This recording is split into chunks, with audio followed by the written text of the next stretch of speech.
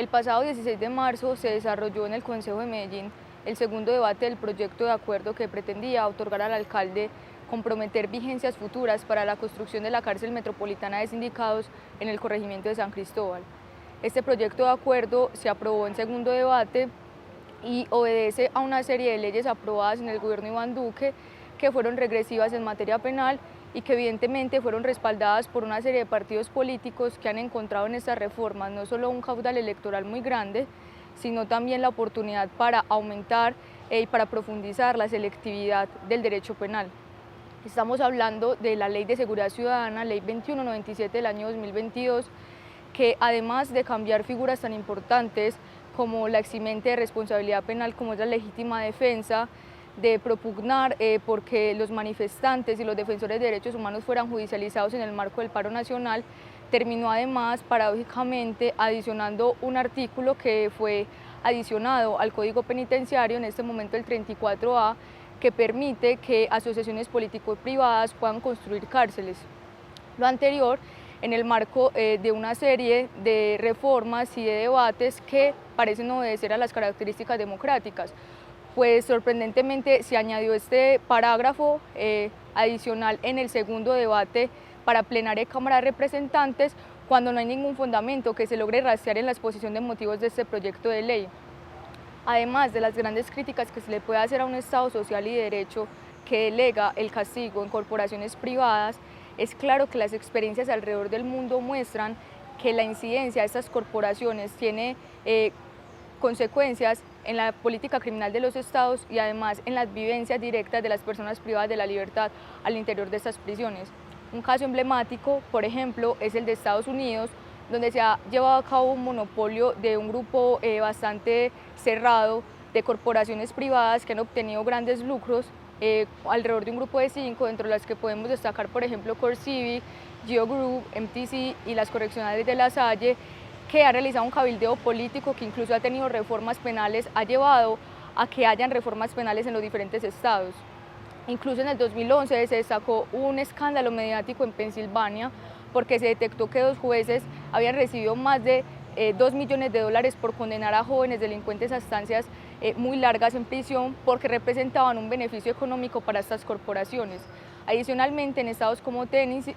y California se detectó que estos grupos dieron demasiados beneficios, otorgaron donaciones a partidos políticos que paradójicamente eran los que adelantaban las reformas penales en los diferentes estados. A diferencia del modelo norteamericano, donde se delega de manera absoluta esta concesión público-privada, la construcción de las prisiones y a la vez la ejecución de la pena, en modelos más cercanos, por ejemplo el de Chile, donde la ejecución de la asociación público-privada es de carácter mixto, es decir, pueden construir el privado la infraestructura y el equipamiento, pero además mantener algunas de las funciones al interior del funcionamiento de la prisión, reservando para el Estado las funciones de vigilancia y castigo. Las consecuencias tampoco parecen ser alentadoras.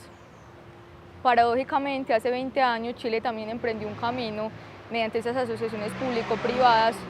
para supuestamente responder a la crisis de hacinamiento que vivían para ese momento, como sucede en este momento en Colombia.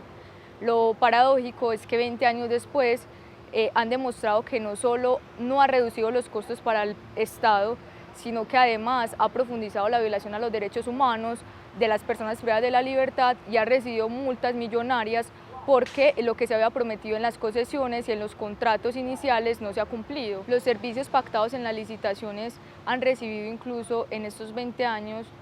muchísimas demandas que se han ejecutado contra estas corporaciones porque a las personas privadas de la libertad las han sometido, por ejemplo, a ayunos prolongados de más de 16 horas, comidas congeladas, con muy pocas raciones, que no alcanzan ni siquiera el estándar mínimo pactado por el derecho internacional humanitario, y otros servicios concesionados como la lavandería o el servicio médico también han tenido prestaciones nefastas donde incluso las personas privadas de la libertad han tenido que vivir con infecciones y otras plagas alrededor o al interior de estas prisiones. Las experiencias alrededor del mundo demuestran que las asociaciones público-privadas pueden tener consecuencias devastadoras en los estados, primero porque permiten que las corporaciones al tener tantos ingresos y tantas ganancias realicen cabildeo político para realizar reformas penales que recrudecen los tipos penales, que aumentan los tipos penales, recrudecen las penas y aumentan los tiempos de estancia al interior de estas prisiones. Segundo, porque las condiciones de las personas privadas de la libertad pueden tender a ser más indignas porque se privilegia un enfoque de rentabilidad. Además, la falta de vigilancia que puede suponer la ausencia del Estado en estas asociaciones público-privadas produce y conduce a grandes factores de corrupción al interior de las mismas, que además se traduce en una falta de vigilancia para los derechos de las personas privadas de la libertad, que recrudece, por ejemplo, el trato inhumano, los tratos crueles, inhumanos y degradantes proscritos no solo por la Constitución política, sino por el derecho internacional. A pesar de que la intervención de los privados no sea peligrosa en sí misma para la prestación de un servicio público, es importante y necesario tener en cuenta que cuando hay una relación de especial protección, de sujeción, sobre todo de extrema sujeción como la que se da cuando una persona es privada de la libertad y es el Estado quien debe garantizar sus derechos, la intervención del privado resulta escabrosa.